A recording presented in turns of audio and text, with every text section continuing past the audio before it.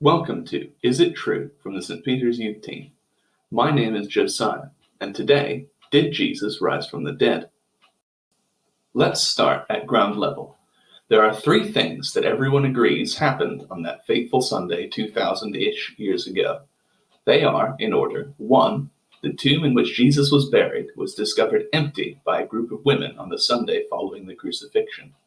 2. Jesus' disciples had real experiences with one whom they believed to be the risen Christ. 3. As a result of the disciples' preaching that Jesus had risen from the dead, the Christian church grew dramatically. Now, every theory as to what happened must have a good answer to all three of these main issues. It seems that the only answer that rings true, and has a good answer for all three, is that Jesus did in fact die and rise from the dead. However, there are four other theories to try and explain what happened.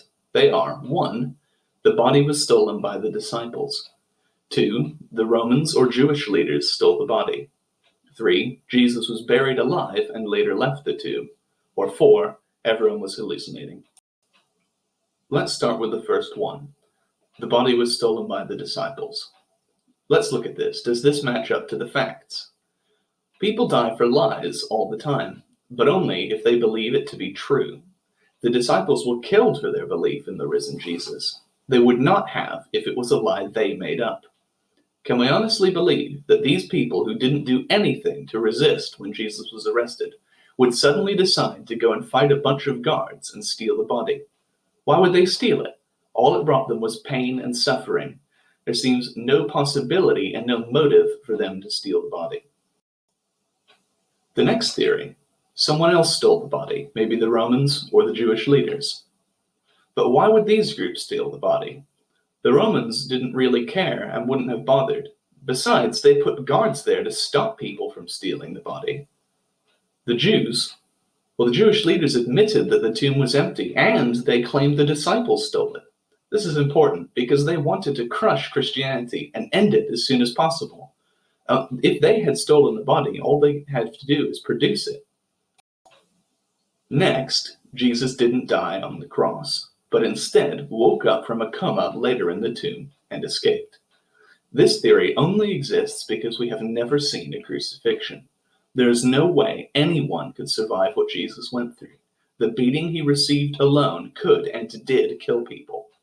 And the things he went through on the cross meant that there's no way he could have survived, let alone move a huge stone and fight several Roman guards after staying in the tomb without food or water for several days.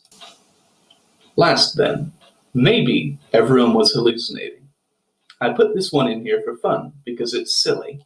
Hallucinations are individually tailored. It would be as absurd as me walking up to you and saying, "Wasn't that a great dream I had last night?" So the disciples couldn't have been hallucinating and agreed on all the details. Besides, Paul wouldn't have been hallucinating meeting Jesus.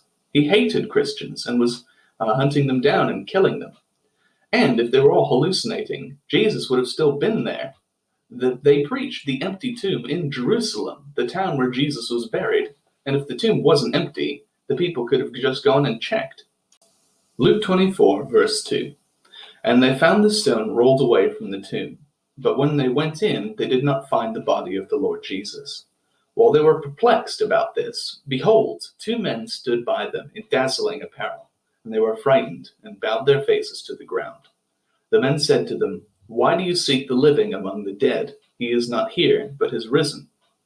The evidence clearly points to this conclusion, that Jesus did in fact rise from the dead 3 days after his crucifixion.